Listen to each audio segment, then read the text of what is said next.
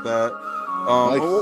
What's it like? I was actually there in attendance in Cleveland for Coe's first career NFL touchdown, which was awesome. And, Awesome. It was a great game. You could hear me on camera. I was just screaming, "Say it ain't so, Coe! Say it ain't so!" Sadly, from there, the game kind of went off the rails a little. That was the last high moment of that game, but it was a great game. Overtime loss, fun time. Yeah. But how was that moment for you? Seeing the first, whether it was on TV, in person, wherever you were, seeing his first NFL touchdown. How was that? Well, dude, I mean, we were at home because it was a away game. We don't travel to a lot of the away games because we can get into that later. But, to watch that and to think I wished I was there live. So to have your video was so cool.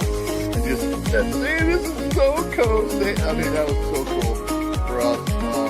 Catching it from Tom Brady, right? Like, he's got the ball yet. I mean, first NFL touchdown means a lot, right? I mean, as a dad, that's just so cool to see. It was fun to watch. And, it didn't have the outcome we wanted, but still the same. What a memory! What a memory to have, right? So, and honestly, cool. those.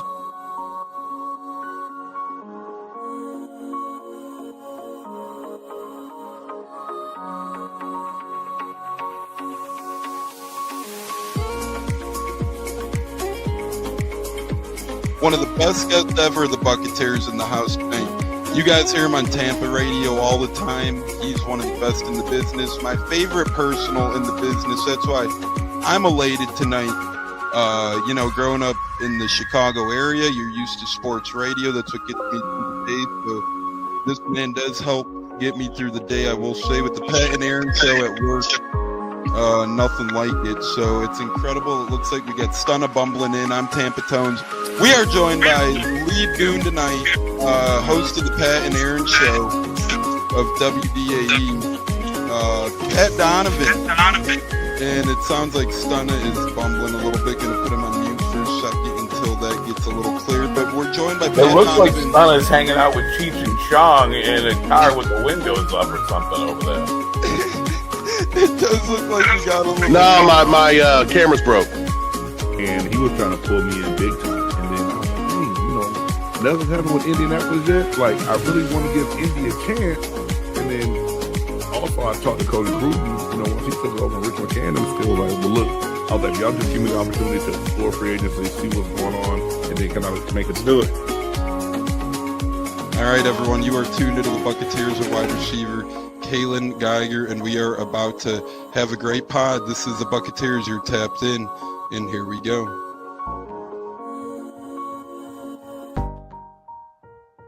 Howdy ho, howdy hey, how the hell is everybody? Welcome back into the Buccateers podcast. I'm your host, Tampa Tones, joined by the great Bucs by 30, Zach Johnson, the great J-Lo as well. No cam for J-Lo, so might as well not even be here, but we'll bring in the great Bucs by 30, Zach. Zach, how the hell you doing, brother? Welcome back. We got mandatory camp talk on our hands. A lot of good stuff, brother. How are things? Doing well. Halfway through the week, so we're almost home, right? Hump day, baby. Let's go. JC Allen in the house. Christopher Cole in the house. We continue our battles with Facebook. By the way, we're still live on Facebook, but we're live on YouTube as well. We're live on Bucs Life LLC Facebook, and you'll be able to catch the instant replay on Apple, Spotify, Google, and so much more. Cameraless J-Lo, are you there, brother? Are you there? Yes, sir. I'm here. How you doing, Tones? What's going on, Zach? How you doing? Are you ready for some Bucs mandatory camp talk, my friend? Absolutely, man. Got a lot of rain, thunderstorms going on right now as we speak. It was sunny all day, hot, and then now had a rainy storm pass by. Be safe down there, brother. It's always funny, not funny for the storms, but funny in terms of the Buccateers being all over the map, is we got our guy from Europe joining us, Serbia to be exact, and this is what I mean by Buccateers being all over the map, both the co-hosts and the listeners. We got J-Lo in Florida, Stunna in Florida, is co-host. Bucko, our co-host, is in Georgia. Zach's in West Virginia. I'm in Chicago. Joey is in a suburb in Chicago as well. And then we got Gene in Arizona. We're all over the place, but it's awesome. So if you ever hear a weather update by us, you might want to check at where the co-host resides at before going full throttle. But J-Lo, stay safe. Tampa peeps, stay safe through the thunderstorm. Zach, I want to get your opinion on this first. Before we get to your epic moment, and it was an epic moment, and many friends here watch Pewter Report, so they're probably familiar with the epic moment already. But we got our guy from Nebraska, Puckhead, tuning in, saying greetings, men. Greetings, Puckhead. Nanan from Serbia. Yes, sir, obviously. But Zach, mandatory camp, 2 days in the books. A lot of hype about the defense, but I didn't put this one on the script, so we'll get into it now. Logan Hall has emerged as one of the better off seasons, according to Coach Todd Bowles, if not maybe the best off season out of any Bucs player. Obviously, entering into a contract year. Push come to shove, we haven't seen too much yet. Obviously, no preseason, no practices with other teams. Hell, we haven't even seen pads to this point, but always a good sign when a guy like Logan Hall continues to progress. To me, he improved last year on the field. And Zach, to me, it's a good sign that early on we're hearing tributes to his offseason, especially from head coach Todd Bowles. Yeah, I agree. Although I take it with a grain of salt. Todd does a good job of lifting these guys up, especially guys that maybe need a little boost each year. There's always one guy that, we've heard the Marquise Watts and the Jose Ramirez praises in camp and preseason. So I try to, balance that out. But, Logan has improved every season. Every season he's got a little bit better. So, I'm not surprised to hear that he's having a good camp. He's going into that contract year, like you mentioned. So that always seems like it's a good incentive for a guy to, step it up just a smidge in productivity. So. Absolutely. And I think you make a great point. Yeah, take it with a grain of salt right now. Obviously, great signs, great positive words from the head coach, but we're not even halfway through June. So although it's a step in the right direction, yeah, take it with a grain of salt. We heard other guys who have had great camps or great preseasons before, as Zach mentioned, Marquise Watts, Jose Ramirez, some of the other guys, and they were not even an impact come week one of the regular season. And that's no knock on them, right? There's still depth pieces, valuable football players, but just in terms of that. But as we said, good words of wisdom for Logan Hall, potentially. J-Lo, what say you on Logan Hall's emergence, so to speak, in the offseason?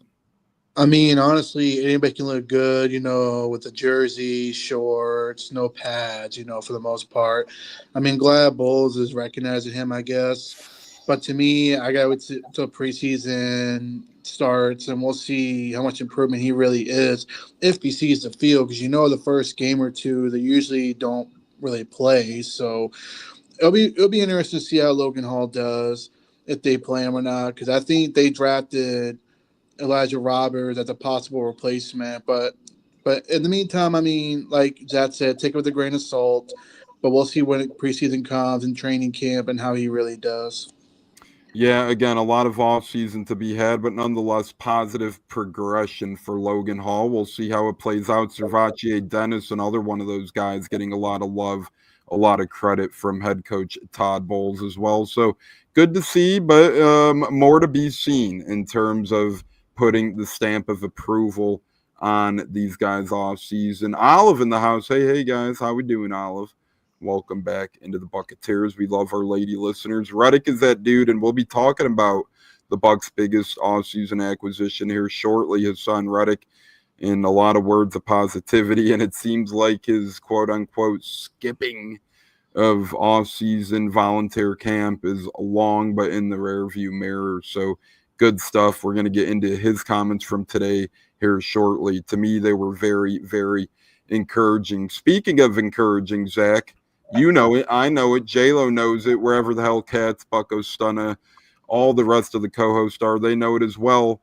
This Buccaneers team, ever since guys like Sean Murphy-Bunting and Mike Edwards left the first time, have been no secret to be struggling with getting interceptions. Now, that's not a knock on the defense. It could be scheme. A lot of it has to do with just not being able to bring in the interception, quite frankly, right? No knock on guys like Carlton Davis.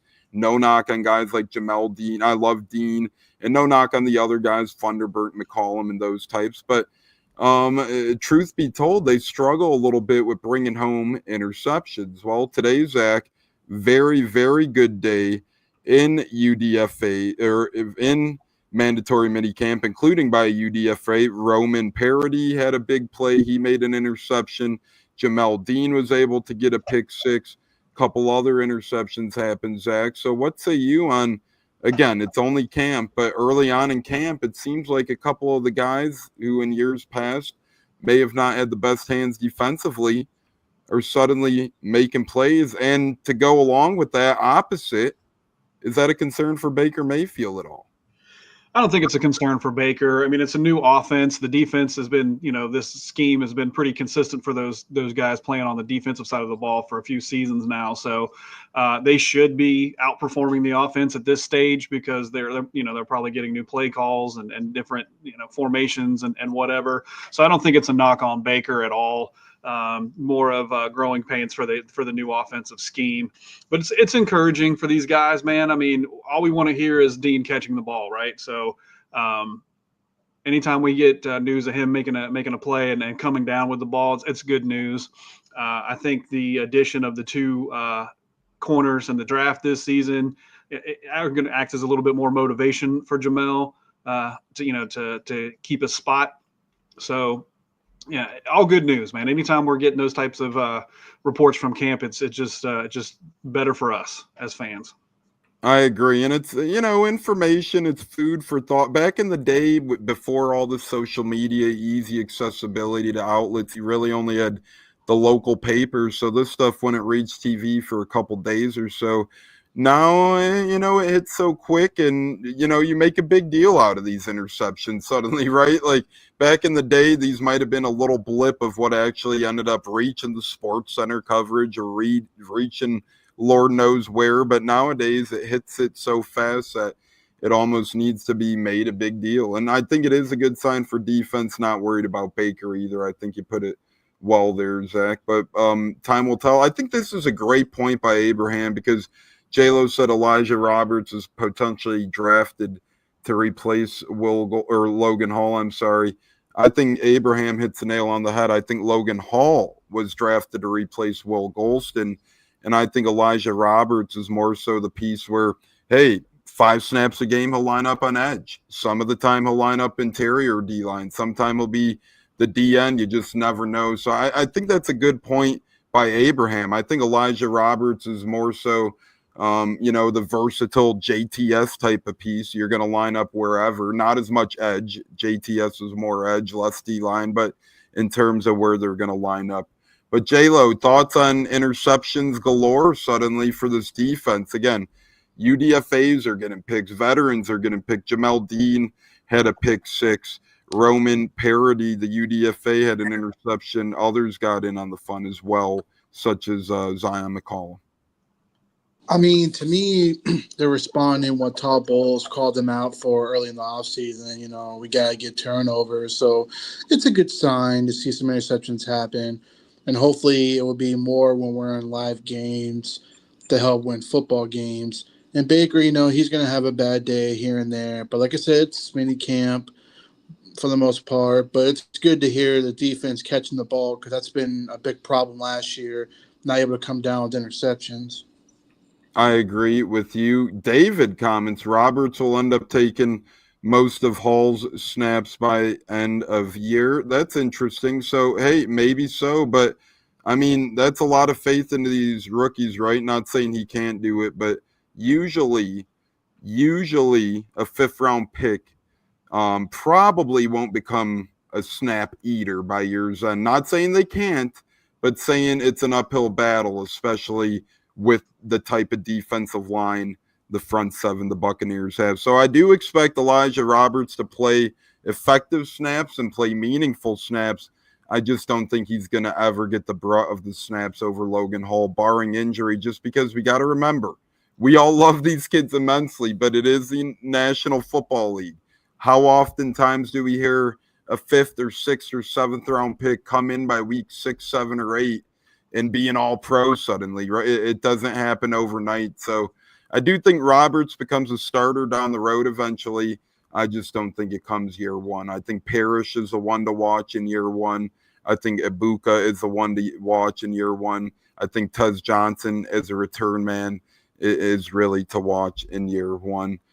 We just don't know that, David. Again, it'll be seen. Maybe so, maybe not. You never know. But I just think it's a little lofty. Even David Walker, I think he's going to have meaningful, impactful snaps this year. But getting over 4 sacks is going to be hard for him, just plain and simple. And I know a lot of people have higher expectations, but it is what it is. We'll see, though. You never know when a rookie emerges and bursts onto the scene at the same time. It happens. It really does. So it'll be interesting to see if that does happen. Zach, next we're going to go to your big shout-out. Jason Light, giving you a shout-out on Pewter Report. That was pretty damn cool, brother. Said you gave him a belt. Said, you and him DM frankly, and also concluded with, hey, he might have to hop on, quote unquote, your podcast here eventually. But Zach, kind of just go into detail how that came about. Cool little story with the Bucs GM, Jason Light. Yeah, man, it's surreal to think about at times. It all started several years ago. I was laying in bed one night, and my phone lit up at like 2:00 in the morning, and I saw that Jason Light followed me on Twitter. And it just kind of snowballed from there. I got a chance to meet him, and he knew who I was from Twitter, and we just started corresponding. And I'll DM him, and he'll reply back. And I sent him the belt. I sent him a custom bottle of wine at one point. He's just a really cool guy. He signed some stuff for me, like I mailed it down, and he signed it for me and sent it back. So just a super genuine guy. I've got a chance to hang out with him a couple of times, and yeah, man, it's crazy to think that the GM of your favorite football team knows who you are. Like that's surreal. Yeah, especially on a name basis. He knows your full name, and he didn't reveal that. So pretty cool there. He just said, "I'll leave it at Zach. We don't have to get into the last name." So funny guy, good guy. Speaking of good, funny guy, we got the great Gene, Bucs by 30. Back into the house after a wrestling type hiatus, which is well deserved. Gene going into off-season mode a little bit. The great Gene in the house. Gene, how the hell you doing, Buck? What you heard? Long time no talk, brother. Hey, doing good, man. Glad to be back on.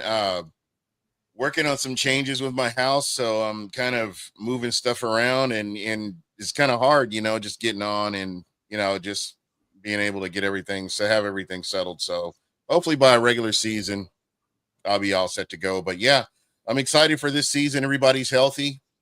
They've brought in some pieces. Let's see how everything works, man. And as long as they can sweep the Falcons, that's my Super Bowl, basically. Let's go. Wait, are you saying there's more to life than just podcasting? Are you serious? What? Wait, there's a life outside of these walls? No, that's awesome to hear, though, Gene. Really great to have it. And good news for the Bucs is it looks like Kirk Cousins won't be starting this year, so we probably will sweep the Falcons. We know that he seemingly is our kryptonite whatsoever, right? Last year, I think all of Kirk Cousins' passing yards came against the Bucs pretty damn much. That was unbelievable. But Todd Bowles has hinted at a defensive scheme change. Well, actually not Bowles himself, but today on the drive with Tom Krasnicki, Zion McCollum joined in, and he pretty much hinted at a potential scheme change in terms of how the defense might be addressing some of their struggles last year. So very exciting to see that. Gene, just to catch you up and get your thoughts. So far, we talked about the defense getting interceptions early on in mandatory camp. Is that a bigger deal pretty much for the defense or for Baker Mayfield? What say you? I think the defense, having a healthy defense is huge. With all the nicks that they had and not playing up to 100% capacity last year. I'm not making excuses, but it is what it is. The best ability is availability. Mm-hmm. And when you don't have your best players out there, your players aren't able to cover like they're supposed to. I think it kind of falls back on the coach a little bit to address that and address your defense to where you can cover up some of that stuff. But again, that's all in the past. You got a healthy defense here, you got a healthy secondary, and especially with Antoine Winfield Jr. We know he was nicked up, and having him back is going to be huge. It's going to allow some of your other players to play in their more natural positions, and I think this bodes well for the Bucs. And you've got a healthy secondary out there, so yeah, that's to be expected that they would get some picks on Baker Mayfield with everybody 100%. And as a couple people alluded to, I think you all make good points. Somebody mentioned, hey, new offensive coordinator as well, right? Yeah, Grizz had a big play in the offense last year, but you do have learning curves, as well as this is mandatory camp. You're going to take some risk and try and sling some balls you normally don't. And see, this is the time to see if you got the zip on a ball or not, right? You don't want to do it on game days. You want to do it in these sorts of situations. We got rookie wide receivers, Tez Johnson, Ibuka. You got guys that you have to get familiar with the playbook as well. You're probably going to force some passes. So a lot of moving parts right now. I do agree, Gene. I think that's a good point. Very important to keep in mind, too, is Baker Mayfield is the consummate professional. I'm happy to have him back. And this is the time where you test that stuff. You test your arm. You test those windows. You see what you can do, because none of this counts. We're going to be 6 games into the season and forget all about camp. Nobody's going to be remembering this moment right here. So what we have to look at is, what's going on? What are they doing well? Is this going to help them? And again, this is the time to do it right now, rather than, in the regular season or even in preseason, just making sure you got that covered. I agree. And I think to piggyback with what you said with what Abraham just commented, the defense is more depth this year compared to last year. I think that's definitely true. I mean, you look at it, you pretty much swap out JTS for not only Hassan Reddick, but David Walker as well, right? So you get 2 edge rushers instead of JTS linebacker. You're pretty much nothing against KJ Britt, but his football skills really declined suddenly. I don't really know what happened there. He's a really great guy. He's good in the run, but you pretty much substitute him for Anthony Walker. To me, that's a little bit of a depth improvement in the linebacker position. Then you look at defensive backs. I mean, again, nothing against Jordan Whitehead, but that accident really screwed him up with the team and both health-wise, and he never really recovered. And here you bring in Benjamin Morrison, you bring in a Parrish, you bring in a couple of these other pieces, UDFA, Shiloh Sanders, JJ Roberts has a pretty good chance at making the roster given his money as well. So the Bucs did a great job at, to me, not only bringing in defenders, but making sure, hey, we replace this guy, but now let's do more. Let's not only replace the guy, let's add a little bit more. And then also bringing back Greg Gaines. I'm not huge on Greg Gaines, but he knows the system well. He could eat snaps. Same with Brewer. I love Brewer, friend of the shows. He was on the show last year. They bring a guy like him back in the trenches. He could eat snaps. So Jason Light did an incredible job. As Joey says, Gene the Undertaker is back. So Gene, we're going to do, I don't know if you want to do a bear draft again, but we're going to do another fun one. Zach had the idea of trying to find the Buccaneers official song for the 2025 season, because the Bucs don't really have a stadium song yet. So thoughts on that, Gene? And any update? Are we going to have a new beer this year? Or are we sticking with Highlight? Highlight won last year. I'd like to do it again and see what beer we can see who can dethrone Highlight. Yeah, new year, new opportunities, right? And one last point on the defense getting picks, Baker, just testing his arm in camp. Let's not forget, this might be the last year. As Pop's texting, welcome back, Gene. Missed the big guy. So Gene's getting all sorts of love right now on the program. But one last little mark on Baker before we do get to some other things, because we do have a lot to talk about. Baker is still relatively quote unquote cheap in terms of quarterback price tags right now. This is a great year to try and win, try and test some things, because Baker, you don't know. I don't think Baker's that type of guy, but who knows? Suddenly, if he has another great year, he might command bigger contract next year. So the Bucs got to take advantage this year. Try all you can in mandatory minicamp and see what happens. Speaking of mandatory minicamp, Tristan Wirfs and Chris Godwin are both out right now. Godwin was expected to be out at this point in time. Tristan Wirfs, I'm not really worried about. Some people are saying, look at the brace on his knee, blah, blah, blah, this and that.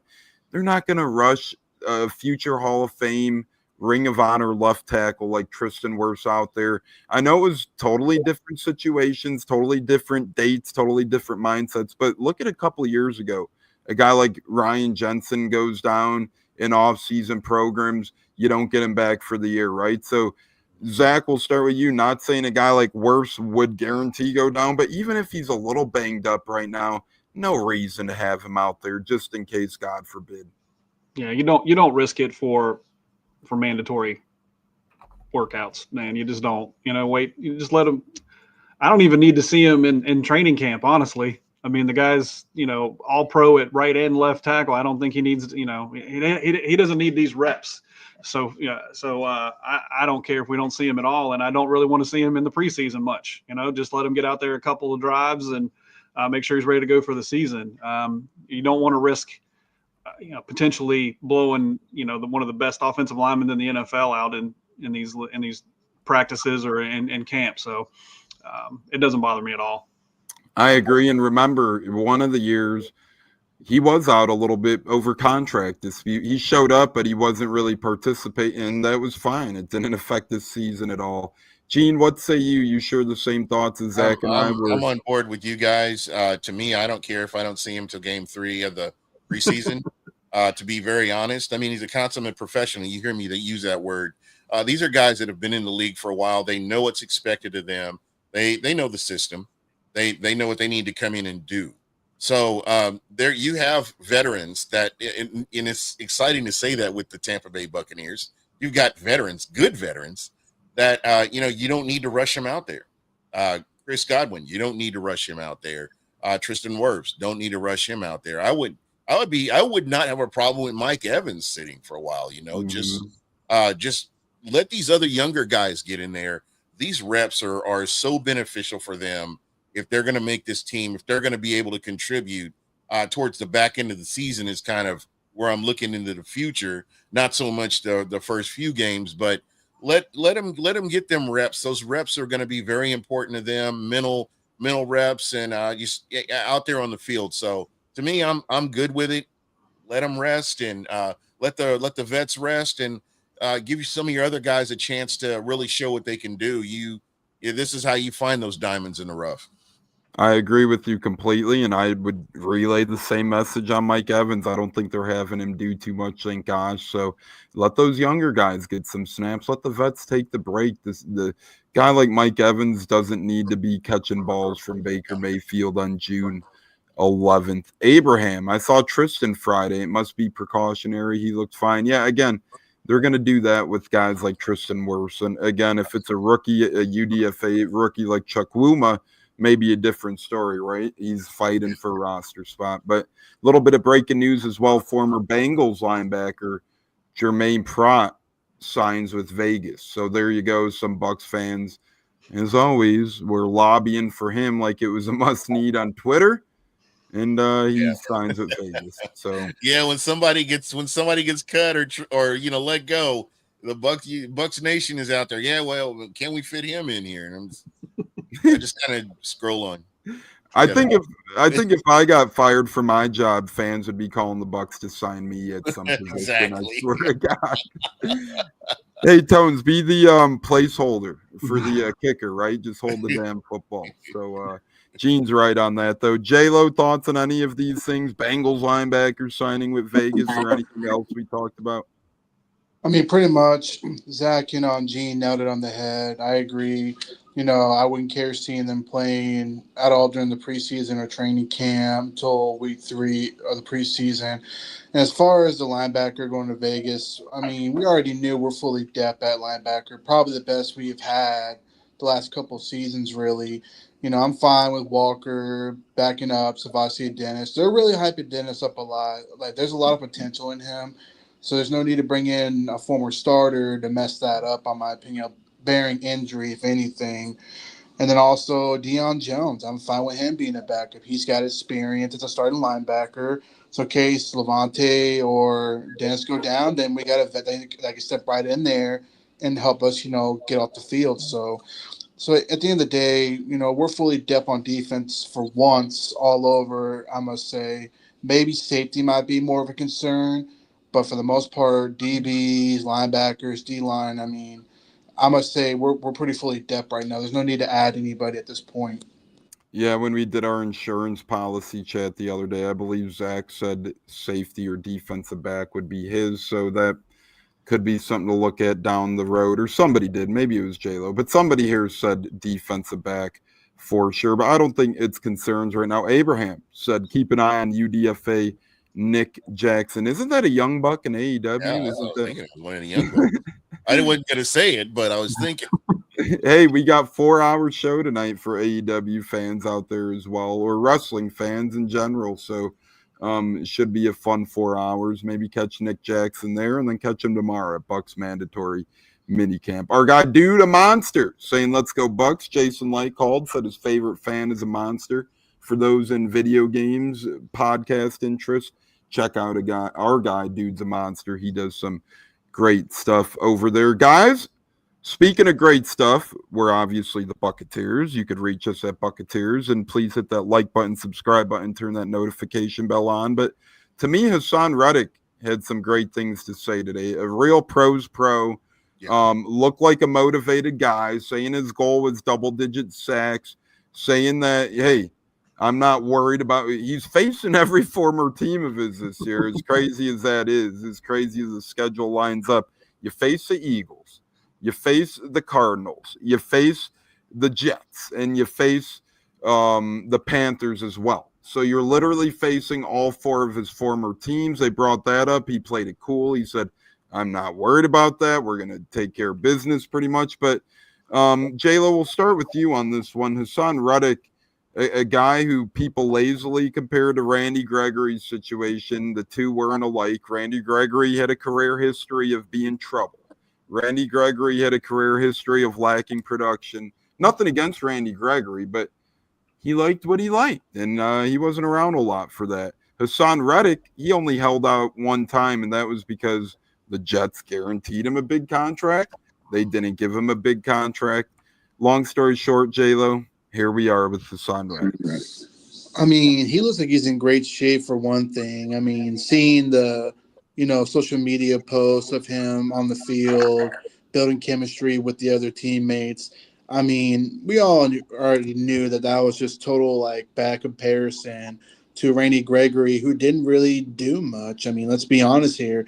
I mean, his total sack percentage was 6 sacks in total, which is nothing compared to a guy who had double-digit sacks 4 straight seasons. So that comparison was just a bunch of baloney. No disrespect to the other fans out there, but that should never be brought up again, ever compared, for one thing. But Hassan Reddick, he's a professional. I expect big things out of him this season. Hopefully getting that double-digit sack, or at least help building pressure so we don't have to blitz a lot and we don't have to play the zone, because that was our weakness last year when we couldn't get, a hold to the quarterback. So I'm excited for Hassan Reddick. Bad news for Rays fans, a little bit of breaking news. Shane McClanahan is in a shutdown mode, so already injured. He seems like he might not pitch, if anything, this year. So another big blow. Catch a break, man. And also, Manny Rodriguez, one of the Rays' better bullpen arms, is heading to the injured list as well, and he might need Tommy John surgery, it's sounding like. So the Rays are just cursed. Are we cursed, or what is the deal? We are, man. We are, Gene. We're cursed, man. We just can't catch a break with these injuries. They're starting to look good, winning some baseball games, and now we're back to the injury bug again. Well, hopefully they can turn it around. We're still a ways away from the All-Star break, so hopefully they'll get to turn it around and make that run on the back end. Well, I know we got Kim coming back up. Kim's supposed to be coming up, I think, sometime next week in the lineup, so that should be a bit boost in the lineup. And then you always got the Chandler Simpson card. Now that you know what you got in Simpson, so we'll see. But bad injury bug there, sadly. Hopefully they can stay strong and pull through. Richard saying, hello, everyone. Long time no see. Gene, good to see you. So our guy Gene gaining a lot of traction. Gene, you were our big offseason acquisition last season. Now Hassan Reddick is the Bucs' big one this season. What say you on him? I'm excited to see what he can do. Again, here's another professional, high character guy. And I was looking at the free agency this year, and I was thinking back to years and years ago when we were getting low character guys that were coming in, low character, low motivation, and just basic low lives that were coming in here, and they had all the hype. I don't know if you remember Swaggy Baker coming in here and all the hype they had behind that moron, and he didn't do anything. So I love what Jason Licht is doing. He's bringing in these high character guys. They're able to come in and work within this locker room that they have right now. And we haven't, and you guys know, if you're longtime Bucs fans, the Bucs have not had that type of culture.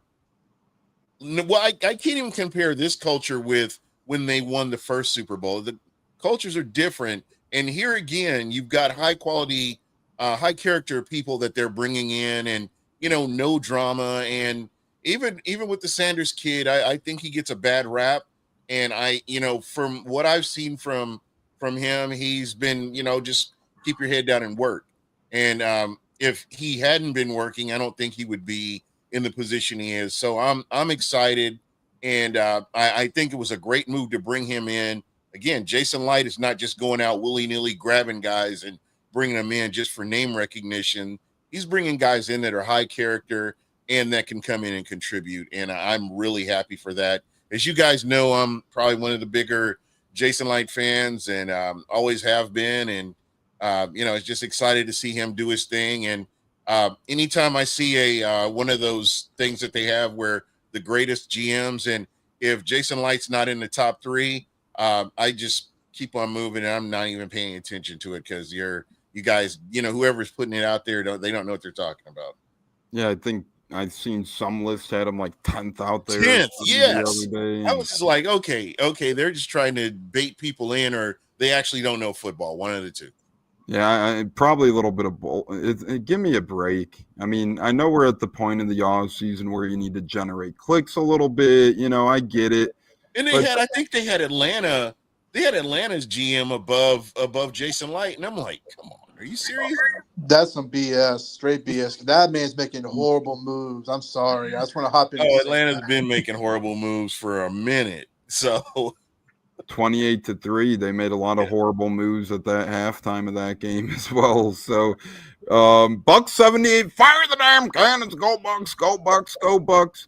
Zach, I'm glad we got Hassan Reddick. I'm glad he's a Buck. I'm glad he ain't a Falcon. What say you on him arriving to Tampa and, his couple days of impressions so far?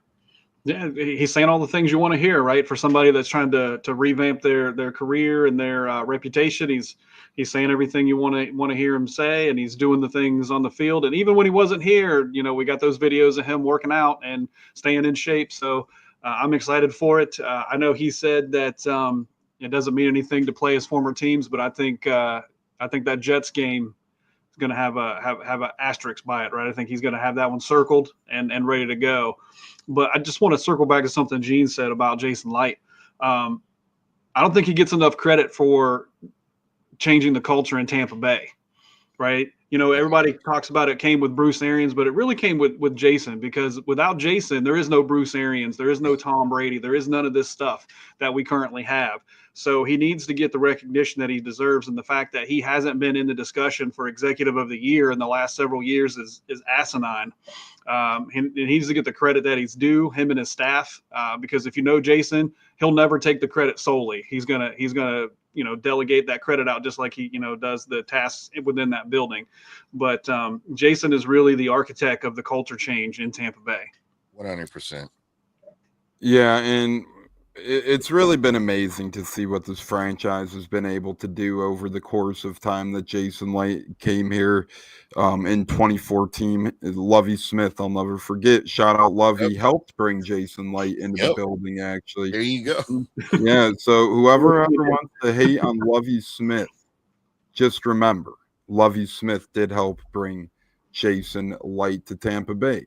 Reddick has had great production, except when playing the Bucs. If you can't beat him, join him. Hey, and again, from 2020 to 2023, 4 years straight, his basement was 11 sacks. That was the worst he did over that 4-year span. So this is a guy who, if he gets going, can get double-digit sacks. And I think the contract Jason Licht gave him was perfect. Hey, you still get pretty well paid. You still get a pretty damn good payday, right? And then incentives have the opportunity to grow it into more. And at the same time, he's still hungry where, hey, I could still be a top pass rusher. If I have a great year, I could still get 2 for 45 next year, 2 for 50 next year, whatever the case might be. So I think he's highly motivated to play well, but I think at the same time, he's pretty grateful at what the Bucs gave him in terms of opportunity-wise, because you're lining up across from Yaya Diaby, you're lining up next to guys like Kalijah Kancey, Vita Vea,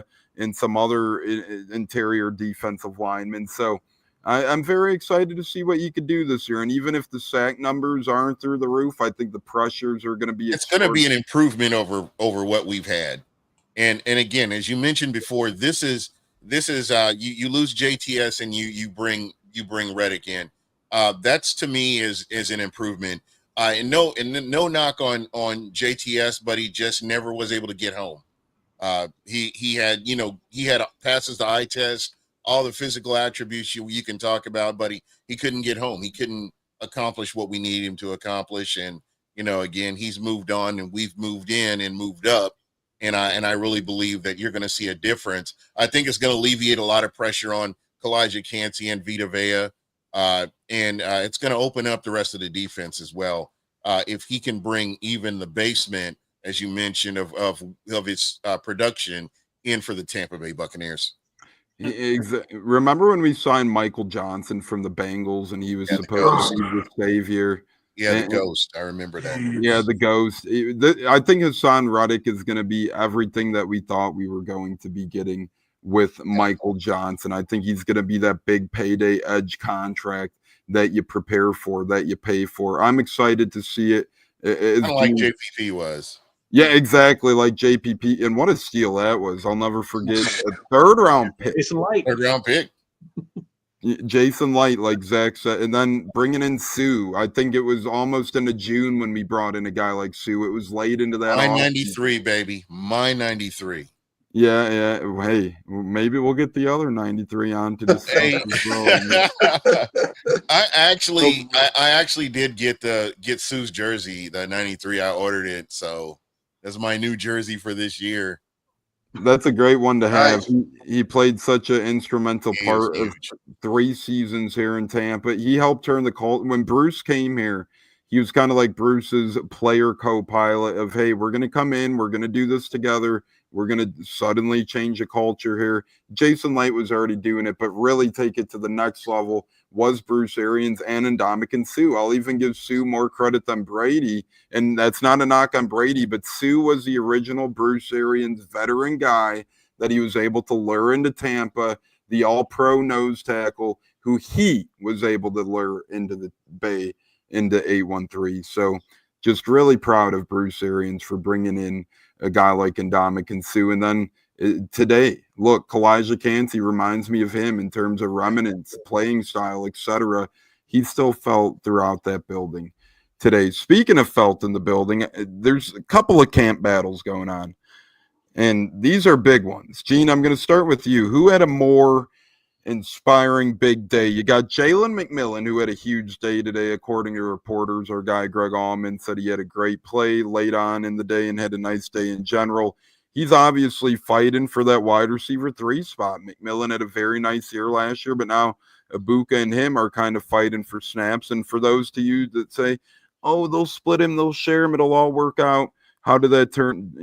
Last year people assumed the same with Trey Palmer or McMillan, and McMillan was really the one to take things by storm. So I'm not saying Ibuka or McMillan will disappear if they slip into wide receiver 4, but let's just say things could get sticky. So, Gene, are you more impressed by McMillan fighting for that wide receiver 3 spot or undrafted free agent defensive back Roman Parodie getting a couple of interceptions thus far, and him making a case, hey, yeah, I'm a UDFA, but I'm going to make the most of my opportunity and try and earn at least a spot on the practice squad in the Bay.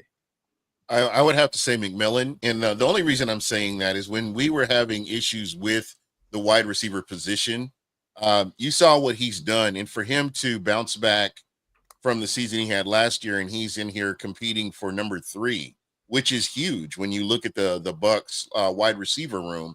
That's a very important position, as tough as the season has been. And, you have more games, more regular season games. So they're all going to get touches, but you want to make sure you have the most productive receiver out there at the number 3. And just for him to be out there, even competing for it, it speaks volumes about what he's done in the offseason to get himself prepared for where he is right now. So I'm happy for him. And again, it was kind of a surprise to me. I thought that I didn't expect him to be competing for that number 3. Yeah, I didn't either, and it's going to be interesting to see what a time to be alive with this wide receiver core, right? I mean, knock on wood, we are. Because we are, and even if Evans, knock on wood, and Godwin missed a game, you'd have Ibuka and McMillan at 1 and 2. I mean, yeah, they're young cats, but they're not guys that you're afraid of stepping in and filling in. Our guy B-Shoes saying evening, folks. Hi, Zach. So good stuff there from our guy Brian. And Zach, since we shouted you out, we'll ask you the same question next. More important roster battle winning right now, McMillan or Roman Parodie? It's hard not to be excited about the wide receiver situation, right? I know we've talked about it before. It's probably going to be one of the hardest spots on the team to get that spot. With the top 5 are basically locked in. So we're talking about a bunch of guys competing for number 6. But when you talk about McMillan and Ibuka, I mean, it's kind of like when you talk about Mike and Chris, it's like 1A and 1B. So those guys are like 3A and 3B, right? I mean, that's what you want. You don't want to see a drop in production when you have one guy playing for the other guy. And I think that's what we're going to see is both of those guys being highly productive in those roles when they're called upon. Gene said it best. These guys are professionals and consummate professionals, and they're out there, picking the brains of Mike and Chris at every chance that they get so that they can follow in that greatness. And man, we spent so many years with so many subpar wide receivers, and now to have this cornucopia of talent in that room, man, what a time.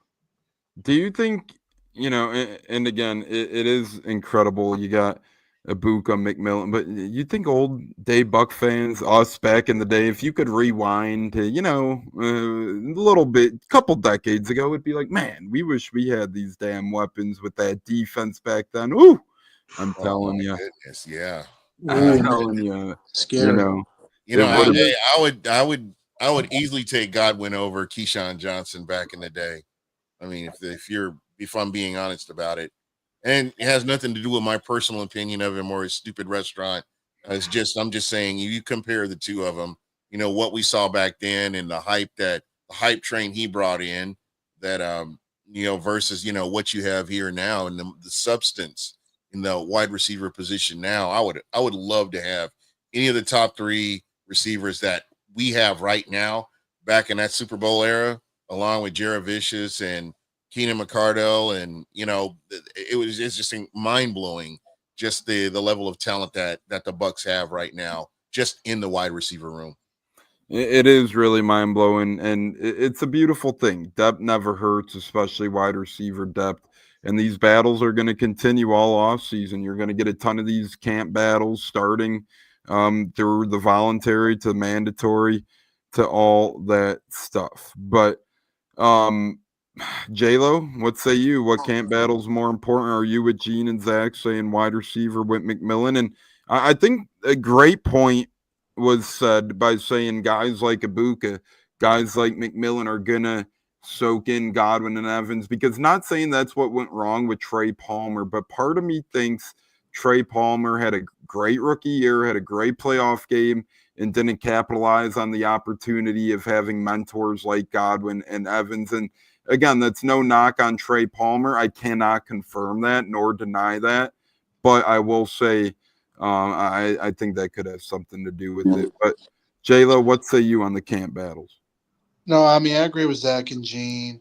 I mean, the fact that we're fully stacked at receiver and the receiving core is probably the best we've had probably ever in a long time as a Bucs fan. To me, I feel competition brings the best out of the players, no matter who's in, who's out. But at least the important thing is you don't have to rush Godwin back. Mike doesn't have to be the every play guy, even though we need him to get another 1,000 yards. Just the fact that they're depth, and even if, for example, if Ibuka does win the number 3, it's no knock on McMillan. It just means McMillan will have some schemes in there to where he can be a role player like he kind of was last year when we need him to be.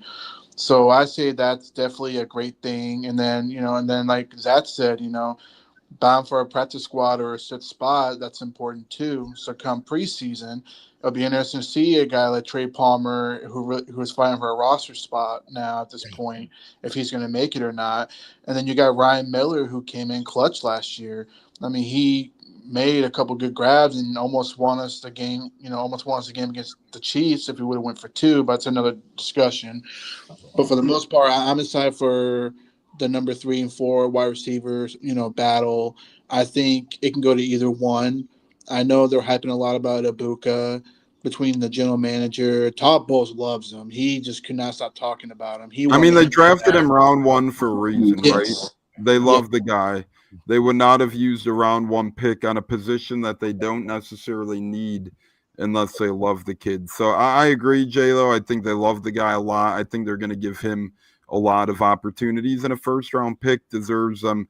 So before we get to Pigskin Hot Potato and final words, I had a fun rumor yesterday, but not a lot of traction gained on it, but a little bit of news. Again, it's from a source. How great it is, I don't know, but the Bucs will be getting new helmets and jerseys in 2028, part of the rivalry package that's been out there. 7 to 8 teams every offseason will get some of those. The NFC South is rumored to be completed in 2028. So jerseys definitely, helmets possibly, but July of 2028, the Bucs might be getting more. And as well as this year, they might still be getting those white road creamsicles. So a little bit more of good news there for uniform aficionados, guys and gals of each who like to have she sheds or man caves or retail jerseys. Damn, Jonah's saying hi to everybody but J-Lo. Or J-Lo just didn't get a nod there. I can't please them all, man. Can't please them all. There's always going to be that one that just doesn't like me. Gene got a hello, Zach. Hey, don't worry. I wasn't on the initial hello either. I was a couple hellos in. So maybe yours is coming like mine. Maybe it's just in the back stock. Maybe that's not coming at all. But Pigskin Hot Potato, Gene, this is a new fun segment we have where I just ask a random football question that's kind of in the world of football news right now. You get 60 seconds or less to say anything you want on the topic. Say anything you want, whether it's info, whether it's opinion, whatever the hell it might be. So I start the stopwatch. I play the music. Oh, wow. There we go, J-Lo. I guess you please go. Thank you, Jonas. Go Bucs. Yeah, never judge a book by its cover, man. Maybe he was typing, right? So there we go. But Zach, we're going to start with you here on Pigskin Hot Potato. Are you ready, brother, for your random football question? Bring it. 88 days until the regular season, not until the regular season, but 88 days until the first Sunday of the regular season, Zach. So I'm going to ask you kind of a fun one. What's your favorite part of the NFL season being 88 days away? Do you like the anticipation and the build-up to the regular season? Is it the postseason, rolling the dice and hoping for that? Is it week 1? What is your favorite part of the NFL being 88 days away from Buccaneer football? Oh, man, that's a great question. I'm an old school Bucs fan, so this is probably going to shock you, but my favorite part of the season is going into the off season. Because that's when all the real Bucs news started for us. We saw a lot of losing during the regular season, but it was always the lean the wire, checking the wire to see if there was any free agents who was coming to Tampa, who we were not letting leave Tampa, the contract news, if there was a uniform going to be debut. Man, I don't even know how many times I refreshed my Twitter feed in 2014 waiting for those new uniforms to drop, and they did it with the helmet first. Remember, they did the helmet first. Yes. And Gerald, I think it was Gerald was out there like kind of promoting it, and that was so exciting, right? Because we weren't going to win a lot of games in the regular season. So that off-season part has always been my favorite. Even back in the day when I played Madden, I would sim the whole regular season and just do the off-season stuff and sign the free agents and trade the players and that kind of stuff. So to me, that's my favorite part, and it's just kind of always stayed with me. Wow, that was incredible. 58 seconds, and you got some cool comments. B-Shoe says game-worn jerseys. That's a good one. Not a bad guess there to guess that, hey, maybe your favorite is that. Best part about 88 days away, it's better than 89 days. Our guy, Richard. J-Lo, you're next, my friend. Are you ready for your random pigskin hot potato question? Bring it on. As we talked about earlier, as I mentioned, the Raiders have signed former Bengals linebacker Jermaine Pratt, and Tom Brady and John Spytek, Pete Carroll having a pretty good offseason over there. Alex Kappa, Geno Smith, Deshaun Genti, Jack Beck in the draft as well. Dante Thornton, Raheem Mostert, Devin White ended up over there as well. Landon Roberts, Jeremy Chin, Eric Stokes. So J-Lo, Tom Brady doing the most of bringing in a lot of veterans for pennies on the dollar. What say you? John Spytek, Tom Brady are making things happen in Vegas. Are you impressed? Yeah, I'm a little impressed on what they've done so far. Some of the talent they brought in. They brought in Genti, drafting him. I thought that was a good pickup. I think he's a good ball carrier. It's going to be a big help for them. Devin White, we all know that was a John Spytek special. I think, because he was part of the draft process. So giving him another shot, go in there and maybe he can relinquish some of his career. I like the Jeremy Chin pickup. He's a very underrated safety with a lot of speed. That's going to help their defense. So, and then now Adam Pratt, a former captain, veteran from the Bengals, to go to their roster to help them out. I think they're about a year and a half away, maybe two, to being like division competitors, because it's just so tough in that division between the Chiefs, Broncos, how good they did last year, and of course the Chargers as well. So I give it a season or two before they start competing for a division. Yeah, really good job. 54 seconds there. That division's going to be up for grabs this year, in my opinion, in terms of who the hell might come out on top. I think it's going to be a very fun division, although I doubt it's the Raiders. They made moves to at least be competitive, in my opinion. I really hope that they can get a physical defense. That's probably the only way you're going to unseat the Kansas City Chiefs is with a high-powered defense that can get pressure on the quarterback. We've seen what it does to Patrick Mahomes with the Bucs Super Bowl and with the Eagles. So I think that's a good point. And another guy, Shaquille Griffin, is visiting the Raiders this evening as well, former Pro Bowl cornerback there. So as G mentions, you got to win with defense. And, we'll see if the Raiders could do that. Mean Gene, you get the last pigskin hot potato before final words and Buccateers' upcoming schedule. Are you ready, brother? I'm set to go. So let's get this Bengals situation straight. Speaking of Bengals, we just talked about Jermaine Pratt leaving the building. They can't even get Shamar Store into the building. Their first-round pick, to me, was always a little bit of a head-scratcher. Didn't even have 5 sacks in his whole college career, had attitude problems. But some teams like the Bengals sometimes get shiny new toy syndrome, right? The potential's there, the athleticism's there. Gene, are you siding with the Bengals here, or are you siding with Shamar Stewart here? Both of them have their character flaws. The Bengals obviously can't even keep a guy like Trey Hendrickson around, have had problems before, but Shamar Stewart is a guy who's had character question marks as well. Well, the way I look at it is the Bengals, if there were any kind of questions like that, character questions, why would you bring him in? You're exposing him to your locker room. And with the way that the Bengals have stumbled over the past 2 seasons, that's the last thing you need is another headache or, an eyesore like that in your locker room. You have to get that cleaned up. that is a bad reflection on the coach and the general manager, and it just doesn't bode well for the fans or the team as a whole when you're sitting here with these kind of problems. Again, go back to the Bucs and how the Bucs look in bringing in a high character player in free agency and drafting high character players, which they have, just repeatedly. And it's like night and day. I can remember when we had these problems, but just looking at a team now and identifying that, no, I have a problem with the front office for what they've done.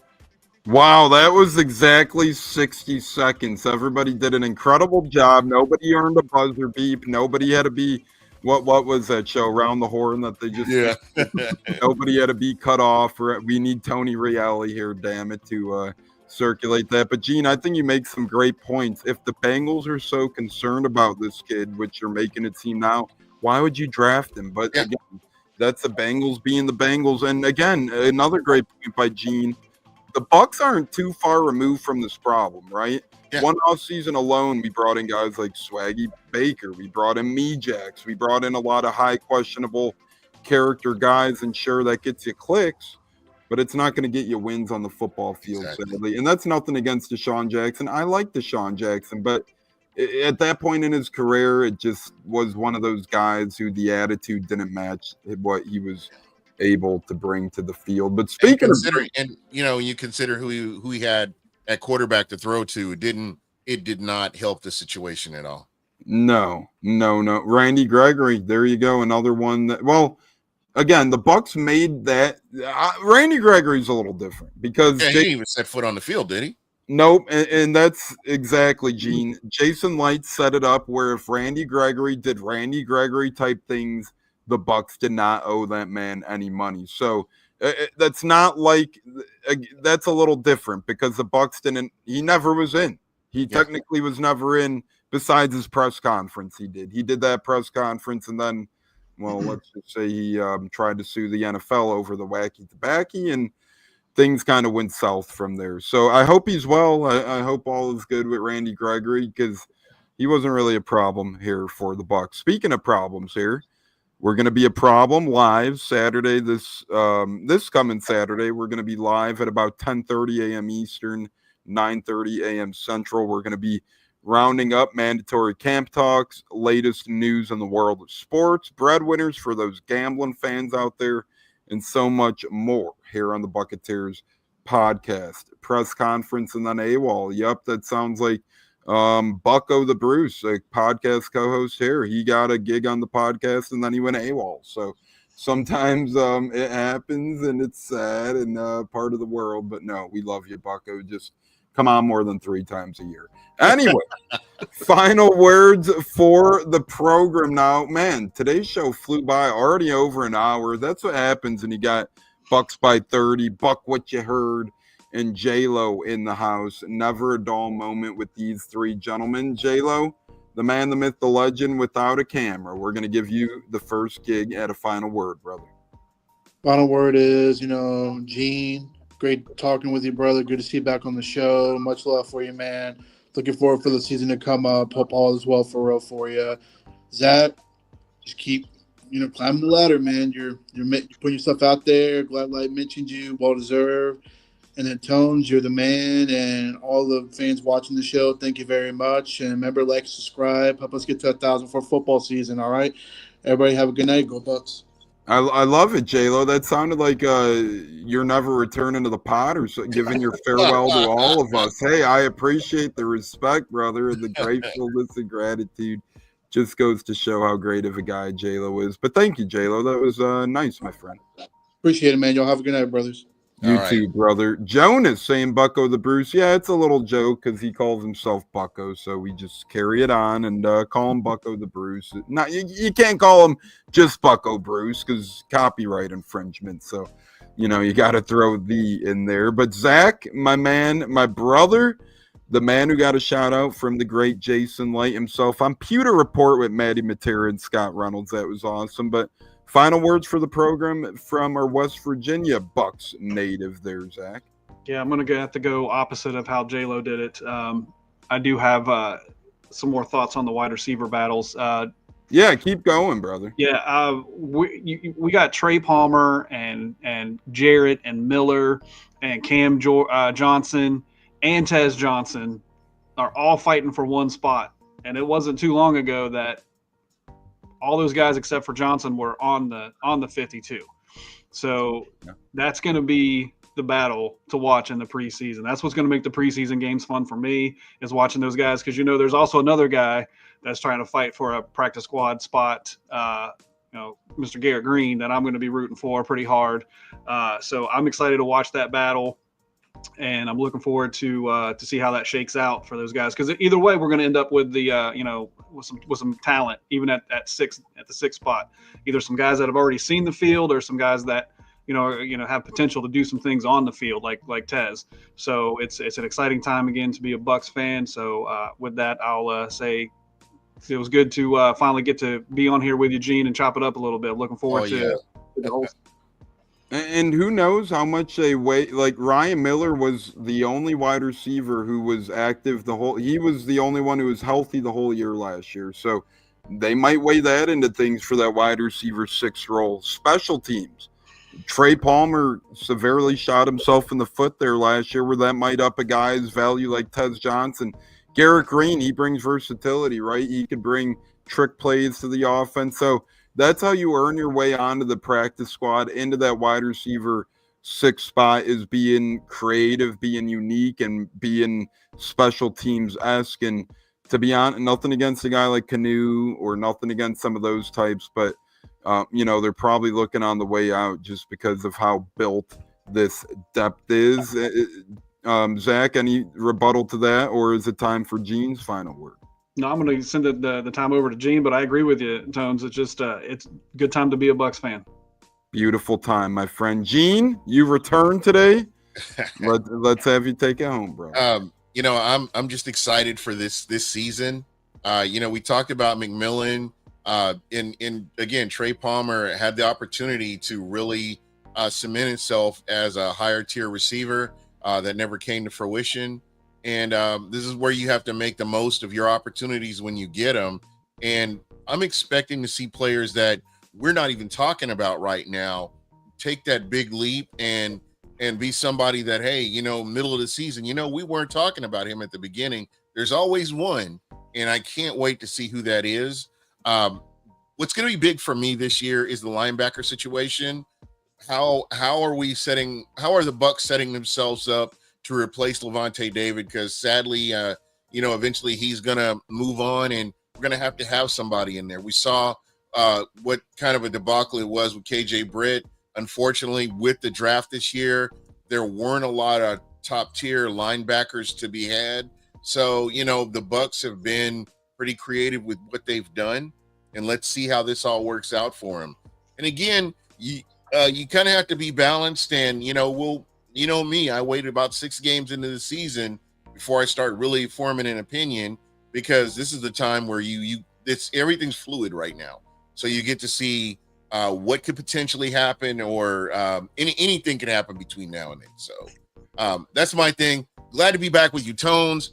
Glad to be Bucs by 30. Glad to be back with all you guys, J-Lo, everybody. I'm happy to be back. I enjoy you guys. I enjoy the chat, and every so often I'll jump in there and say something and then jump out. But I really am glad that here we are, and we're getting ready for another season, and we're all together again.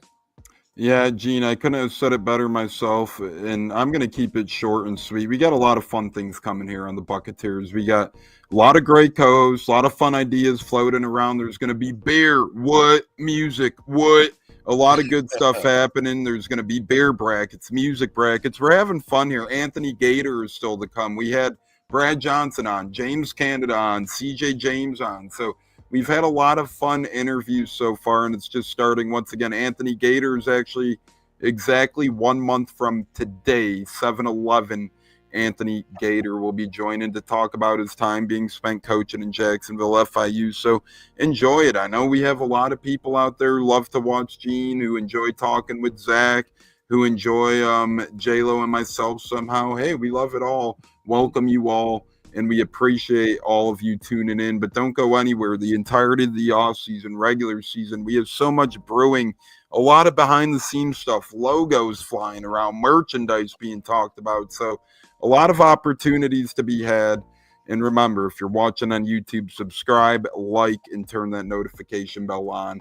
It means a lot to us. On behalf of Bucs by 30, on behalf of Buck What You Heard, on behalf of J-Lo himself, Tampa Tones here, and all our great listeners, Olivia, Bud, Jonas, the rest of the crew, Richard, Brian, everybody else, can't get to you all, sadly, Buck 78, Abraham, Dude's a Monster, and the rest of the gang. We love you guys. Thanks, as always, for making it into what it is today. Every show is a blessing because of you guys. Until next time, Gene, J-Lo, Zach, and Tones, we're out. Fire the damn cannons. Bro, we'll put it like that. Nice. What's it like? I was actually there in attendance in Cleveland for Coe's first career NFL touchdown, which was awesome. And, Awesome. it was a great game. You could hear me on camera. I was just screaming, "Say it ain't so, Coe! Say it ain't so!" Sadly, from there, the game kind of went off the rails a little. That was the last high moment of that game, but it was a great game. Overtime loss, fun time. But how was that moment for you? Seeing the first, whether it was on TV, in person, wherever you were, seeing his first NFL touchdown. How was that? Well, dude, I mean, we were at home because it was a away game. We don't travel to a lot of the away games because we can get into that later. But, to watch that and to think I wished I was there live.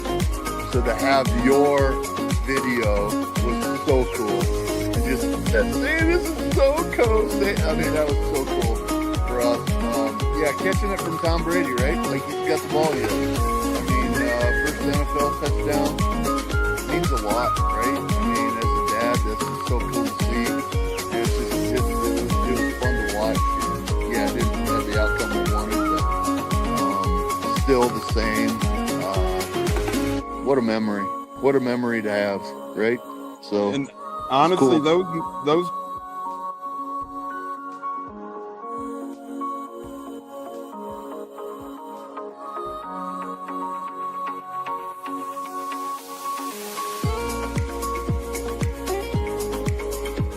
One of the best guests ever, the Buccateers in the house. You guys hear him on Tampa radio all the time. He's one of the best in the business. My favorite personal in the business. That's why I'm elated tonight. Growing up in the Chicago area, you're used to sports radio. That's what gets me through the day. So this man does help get me through the day, I will say, with the Pat and Aaron show at work. Nothing like it. So it's incredible. It looks like we got Stunna bumbling in. I'm Tampa Tones. We are joined by lead goon tonight, host of the Pat and Aaron show of WDAE, Pat Donovan. And it sounds like Stunna is bumbling a little bit. Going to put him on mute for a second until that gets a little clear. But we're joined by Pat Donovan. It looks like Stunna's hanging out with Cheech and Chong in a car with the windows up or something over there. It does look like he got a little... No, my camera's broke. And he was trying to pull me in big time. And then I was like, hey, nothing's happened with Indianapolis yet. Like, I really want to give Indy a chance. And then also I talked to Cody Gruden, once he took over Rich McCann's still like, well, look, I was like, y'all just give me the opportunity to explore free agency, see what's going on, and then come out and make us do it. All right, everyone, you are tuned into the Buccateers with wide receiver Kalen Geiger, and we are about to have a great pod. This is the Buccateers. You're tapped in, and here we go.